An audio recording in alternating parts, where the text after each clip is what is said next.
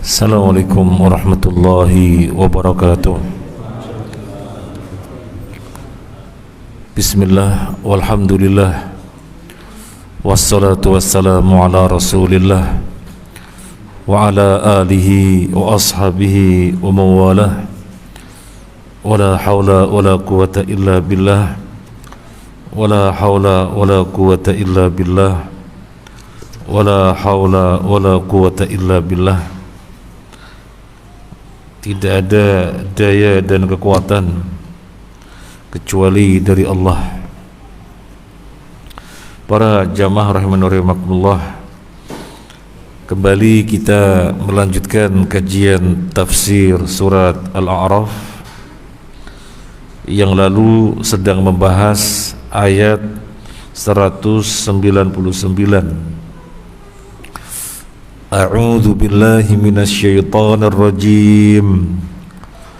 Khudhil afwa wa'mur bil 'urfi wa'rid 'anil jahilin.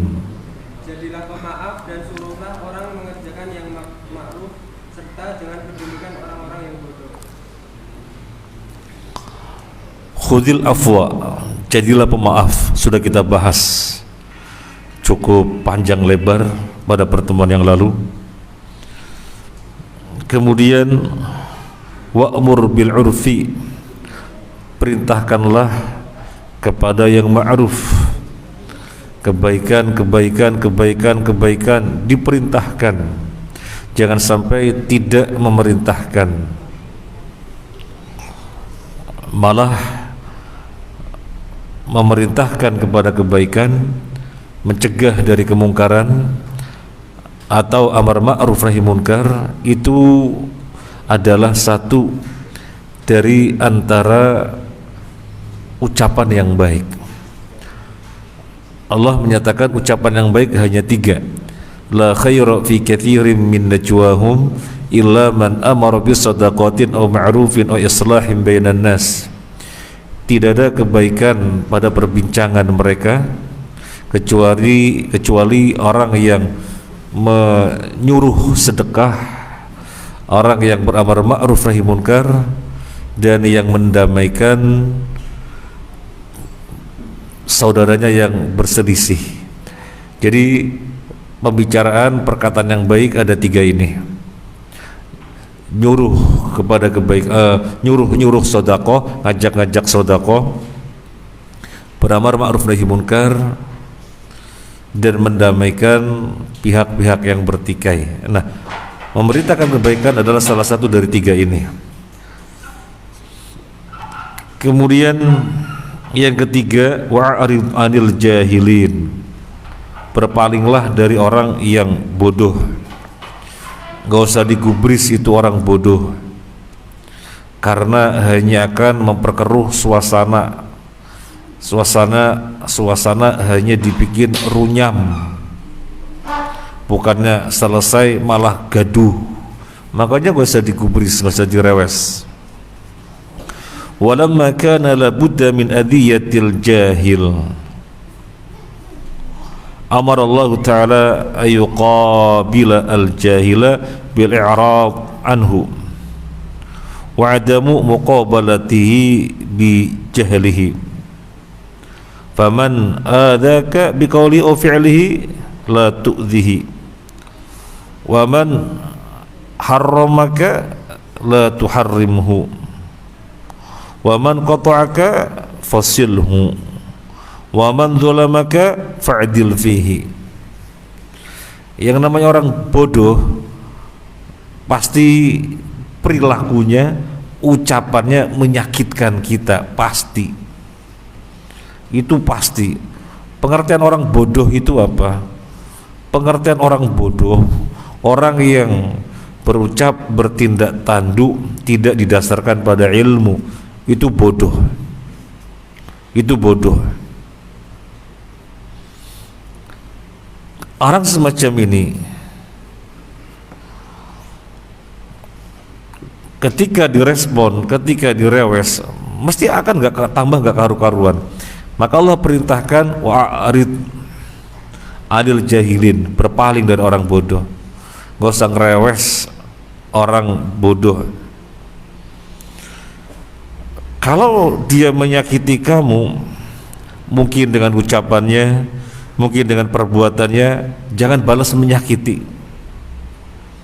Jangan balas menyakiti, wis nggak usah direwes, seakan-akan nggak tahu gitu aja. Nanti selesai urusannya, seakan-akan nggak tahu gitu. Kemudian orang yang menghalang-halangi kamu, nggak usah balas menghalang-halangi, biarin aja. Dia maunya melarang-larang, ya terserah, semaunya terserah. Kita nggak akan membalasnya. Justru tidak membalasnya itu solusi, selesai. Kalau dia memutuskan silaturahim, nah ini baik berarti kaitannya dengan keluarga, perilakunya, tindak tanduknya karena memang didasarkan ilmu, sehingga memutuskan silaturahim nggak merasa salah, memutuskan silaturahim seakan-akan sesuatu yang biasa. Ya memang orang bodoh, ya tetap disambung, tetap disambung. Artinya tidak merewes, itu tindak tanduknya, perilakunya, ucapannya diabaikan. Kita tetap biasa itu. Yang namanya family ya disambung. Urusan dia gimana urusan dia. Wa man zalamaka fa'dil fihi. Kemudian yang kalau dia berbuat zalim kepada kamu, kamu tetap berbuat adil kepada dia. Kamu tetap berbuat adil kepada dia. Mungkin bapak-bapak, ibu-ibu di dalam beberapa kesempatan menjumpai orang semacam ini. Sekali, dua kali, tiga kali, empat kali, mungkin banyak kali, sering kali. Maka ini resep dari Allah Azza wa Jalla. Wa'arid adil jahilin. Gak usah direwes, gak usah digubris, sekarang kan gak ada apa-apa.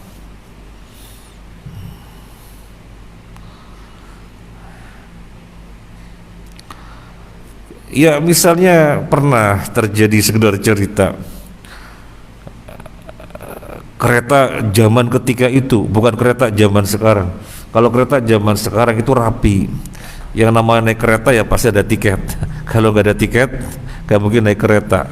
Nah zaman ketika itu wis pokoknya kursi sudah habis ya tetap dijual itu tiket, nanti tulisannya non kursi atau tidak dapat kursi, tapi ya masuk sampai berjubel-jubel gak karu-karuan.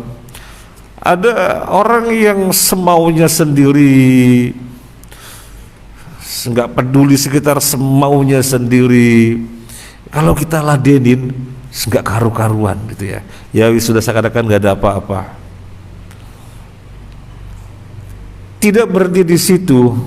Kemudian urusan dengan kamar mandi kereta ketika itu, ekonomi ketika itu, kita dengan sabarnya antri, tetapi orang ini semaunya sendiri, celonong, kemudian berlama-lama di dalam, padahal orang yang lainnya lo ngerti, sekedar ada hajat sebentar karena antri, tapi dia sudah celonong, cerobot masuk ke dalam dan nggak tahu kok bisa berlama-lama seperti itu. Nah ini seorang orang model kayak gini, seakan-akan nggak ada apa-apa, diladenin dia malah nggak karu-karuan. Sampai di Masjidil Haram pun terjadi. Jadi kita melihat pemandangan orang-orang menunjukkan akhlaknya, antri di wastafel untuk wudhu, karena di sekitar toilet ada wastafel untuk wudhu, antri. Ada orang jerobot, dia permisinya, saya mau cuci tangan saja, bukan sekedar cuci tangan, nyuci baju sekalian. Yang di belakangnya ngelutik, ladho sebentar, ladho sebentar, baju sampai selesai, kemudian wudhu dan seterusnya. saya nggak ada salah. Tapi masya Allah orang-orang yang lainnya gitu ya, nggak ada yang kemudian ngeladenin, dia terserah dia, pada pindah ke tempat yang lainnya. Ya memang caranya semacam itu. Caranya semacam itu. Wa'arib 'anil musyrikin, wa'arib 'anil jahilin. Sebagaimana sudah kita bacakan pada pertemuan yang lalu, khudil afwa, jadilah pemaaf, wa'mur bil urfi, perintahkanlah kebaikan, dan wa'arib 'anil jahilin, enggak usah gubris orang bodoh. Tiga hal ini adalah menghimpun seluruh perangai yang mulia. Sehingga Syekh Sa'di mengatakan hadhil ayah jami'ah li husnil khuluq. Ayat ini menggabung keseluruhan yang terkait dengan akhlak mulia. Seperti misal khudil afwa, jadilah pemaaf, panjang sekali penjelasannya.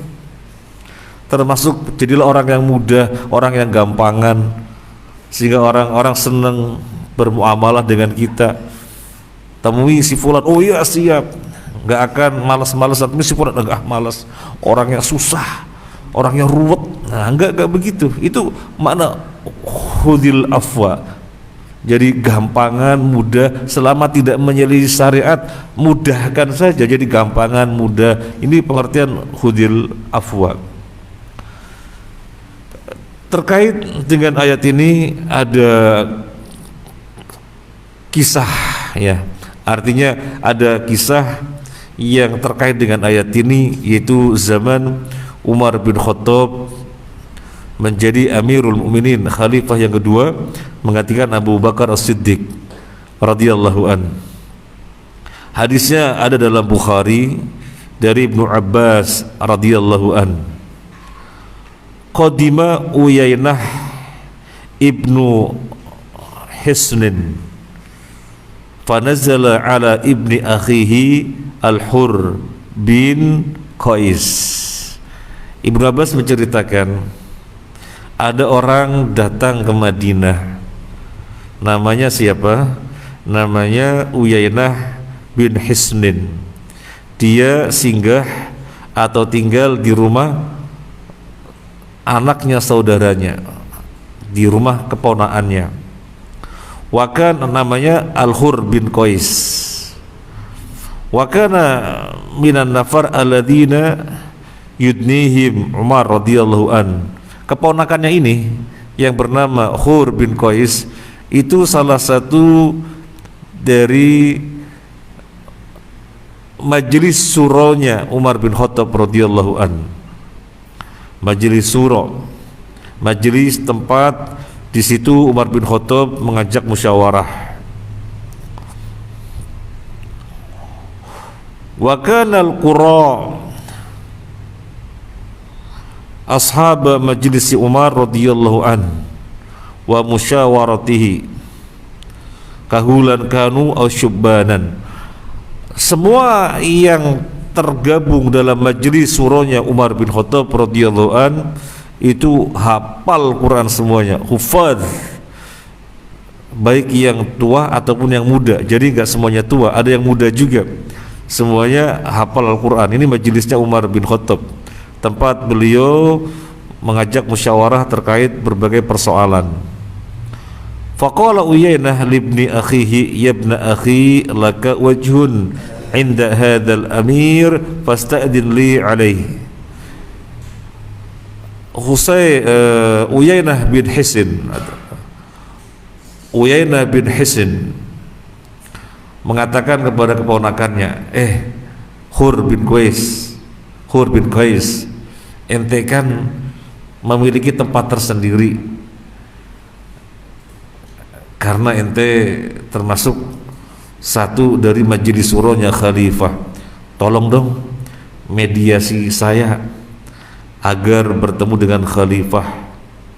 Tolong dong mediasi. Fasta'dana fa'adina lahu Umar. Keponakannya pun kemudian memediasi. dan Umar bin Khattab mempersilahkan. Akhirnya ketemu. Falamma dakhala qala hey ya ibn al-Khattab fa wallahi ma tu'tina al-jasla wa la tahkum fina bil adl. Begitu sampai di hadapan Umar bin Khattab dengan dimediasi oleh keponakannya, apa yang terjadi? Ucapannya sangat tidak sopan. Hei, kata Syekh Utsaimin, ini ucapannya sudah sangat tidak sopan. Hei, Ibnul Khattab,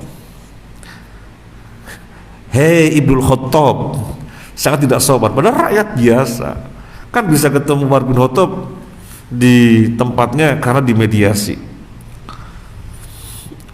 Dan Umar bin Khattab sendiri sesungguhnya ya sangat merakyat, ya keliling-keliling ke rakyatnya. Tetapi ini orang secara khusus pengen bertemu, maka dimediasi dan ketemu, tetapi omongannya ternyata kurang ajar. Hei Ibnul Khattab, ente tidak memperhatikan kesejahteraan rakyat, ente tidak memutuskan dengan adil di antara kami, di antara rakyat kamu. Kemudian apa yang terjadi? Faghadiba Umar radhiyallahu an hatta hamma ayyuqi'a bihi. Melihat orang yang tidak sopan ditambah ucapannya yang ngawur, Umar radhiyallahu pun marah dan hampir saja blek dipukul. Jadi sudah hampir dipukul atau ditendang. Ketika itu Al-Hur bin Al-Qais mengatakan, faqala Al-Hur ya Amirul Mu'minin, inna Allah Ta'ala qala li Nabi sallallahu alaihi wasallam khudhil afwa wa'mur bil urfi wa'rid 'anil jahilin. Ya Amirul Mu'minin, Allah memberi arahan kepada nabinya di dalam Al-Qur'an, khudhil afwa wa'mur bil urfi wa'rid 'anil jahilin. Wa inna hadza minal jahilin. Orang ini termasuk orang jahil, gak usah dikupris, gak usah direwes. Apa yang terjadi? Wallahi ma jawaza Umar hina talaha. Kata Ibnu Abbas radhiyallahu an yang meriwayatkan kejadian ini, wallahi demi Allah, beliau sama sekali tidak melangkah, diam ketika ayat dibacakan, diam padahal emosinya lagi luar biasa, tinggal plak begitu aja, tetapi dibacakan ayat terdiam, tidak melanjutkan sedikit pun, tidak melangkah sedikit pun. Wa kana waqafan 'inda kitabillahi ta'ala, beliau berhenti ketika Al-Quran dibacakan. Al-Quran dibacakan dan di situ isinya wa'arid 'anil jahilin, langsung diamalkan. Iya, diam. Iya, diam. Wa'arid 'anil jahilin. Iya. Masya Allah.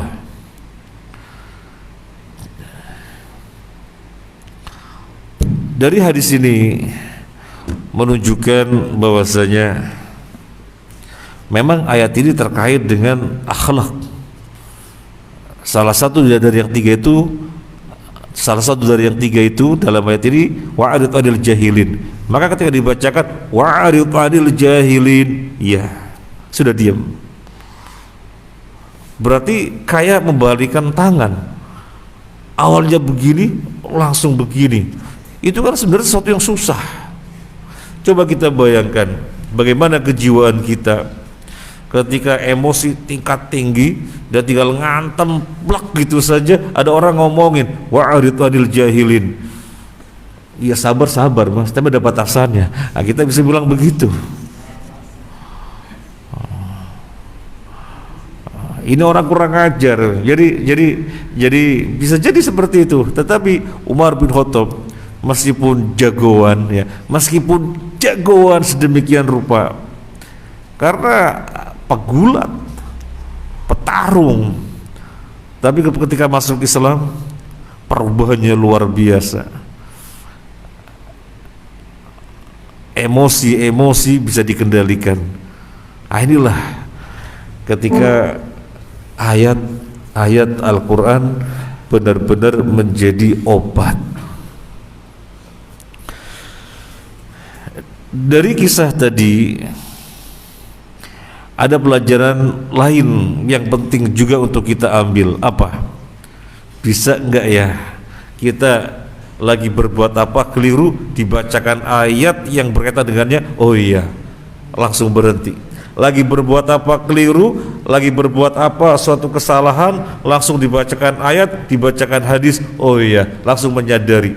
Enggak pakai mengatakan iya tapi kan, enggak, berhenti langsung.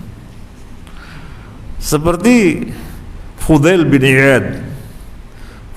Iyad, dia penjahat kelas kakap, tetapi suatu ketika yang menjadikan dia bertobat atau jalannya tobat, dia lagi ngintip seorang wanita. Pas lagi ngintip seorang wanita, terdengar ayat dibacakan, alam ya'ni lilladzina amanu an tash'a qulubuhum li dzikrillah wa ma nazzala minal haqq. Artinya, apakah belum datang saatnya bagi orang-orang yang beriman untuk tunduk, patuh, takut kepada Allah? Langsung dijawab, sekarang saatnya. Ditinggal itu wanita yang lagi diintip, berjalan menangis dan menangis. Sekarang saatnya. Sampai di Mekah, kemudian belajar sampai menjadi ahli ilmu dan ahli ibadah, bertemu dengan Abdullah Mubarak rahimahumullah ta'ala. Jadi langsung, iya sekarang saatnya. Alam ya'ni, belum datangkah waktunya, sekarang waktunya. Kira-kira kita baca Al-Quran, ayatnya menegur kita, kita langsung mengamalkan apa enggak? Kita baca hadis, mendengar hadis menegur kita, kita langsung memperbaiki apa enggak? Ini kalau gak ada taufik Allah Azza wa Jalla, berat. Seperti para sahabat ketika turun ayat yang mengharamkan khamr, padahal khamr itu komoditi perdagangan yang diandalkan di Madinah, apalagi khamr Madinah itu paling bagus dan paling banyak diminati. Begitu diharamkan, sudah gak ada. Iya tapi kan gak ada, haram ya haram, tumpahin semuanya sampai jalan-jalan becek. Nah, ini penting kita berlatih, syarat menyatakan A, syarat menyatakan B, C, D, nggak pakai proses. Wah, ini kan berat ya. Merokok haram, gimana ya, sepet rasanya kalau nggak ngerokok ya. Akhirnya pelan-pelan ganti permen dan yang lainnya, ya bagus karena ada upaya untuk sampai berhenti. Tapi yang kita bahas di sini adalah langsung spektakuler. Ini sesuatu yang luar biasa. Baik, kembali kepada pembahasan kita. Ayat 199 adalah al-ayah al-jami'ah, ayat yang jami', yang menghimpun pembahasan tentang akhlak.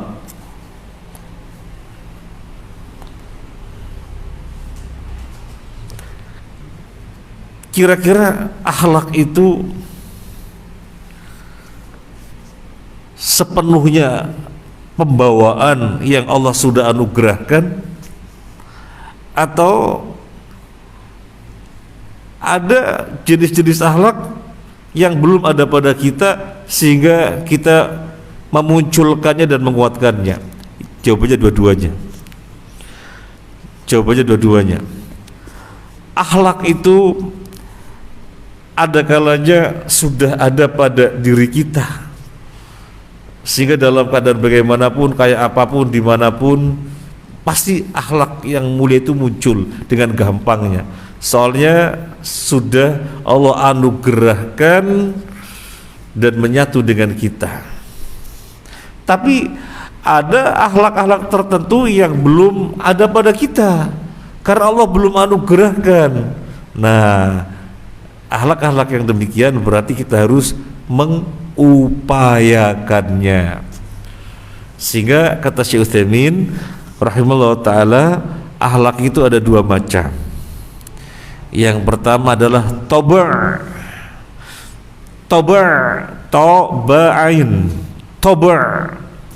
Akhlak yang sudah Allah berikan dari awal sebagai anugerah. Yang kedua, tatobbu'. Tambah taknya saja di depan. Tatobbu'. Artinya suatu akhlak yang belum ada pada kita, sehingga kita yang harus memunculkannya. Karena Allah hanya memberikan potensi, tidak sebagai anugerah langsung seperti yang tadi, tapi Allah memberikan potensi sehingga kita memunculkannya, kemudian berlatih menguatkannya. Kalau kemudian sampai terwujud, namanya kita punya akhlak tatobbu', akhlak yang diupayakan. Dan masing-masing kita berbeda-beda. Masing-masing kita berbeda-beda. Katakan ini si fulan A, ini si fulan B. Si fulan A memiliki akhlak A, B, C, D, E nggak punya. Jujur, peka kepada sekitar, peka. Murah senyum, tapi suka gumede.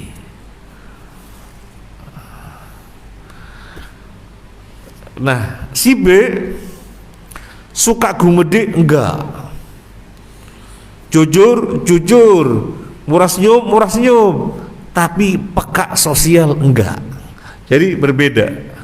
Nah, untuk si fulan A yang tidak ada itu gumede, maka dia harus berlatih sehingga menghilangkan kesombongan pada dirinya sampai berhasil. Kalau yang lain-lainnya sih seperti jujur, murah senyum, peduli sosial, sudah dengan sendirinya muncul dan sangat gampang karena Allah berikan sebagai anugerah dari awal. Tapi yang namanya gumede gak bisa kecuali dia melatih, memunculkannya dulu, kemudian memperkuatnya. Nah, si fulan B beda, gumede enggak, orangnya sangat rendah hati, jujur iya, murah senyum iya, tapi nggak peka sosial. Nah, maka yang sisi peka sosial dia harus memunculkannya, kemudian menguatkannya. Akhirnya jadi akhlak tatobbu'. Kalau yang lainnya yang sudah Allah anugerahkan dari awal namanya tauba'. Masing-masing kita berbeda-beda. Jadi jangan sampai ketika ada orang nggak bisa senyum, jujur bagus dia, kemudian menghormati yang tua, menyayangi yang muda, iya, ringan tangan, iya, tapi yang namanya senyum susah sekali, wajahnya angker, betatut, ditekuk gitu ya, sangar. Ketika dinasihati, ente jangan gitulah sama orang yang senyum, ya jangan salahkan saya, ini sudah pembawaan dari sonoknya tahu. Wah, iya bisa pembawaan dari sonoknya, angker, sangar, ditekuk, betatut. Tetapi bukan berarti tidak dilatih, karena yang namanya murah senyum belum ada pada dia.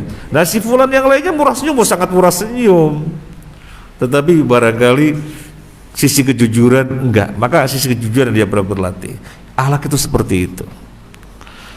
Akhlak itu seperti itu. Maka ketika kita membaca ayat ini, yang kita garis bawahi betul, ini ayat tentang akhlak. Ini ayat tentang akhlak.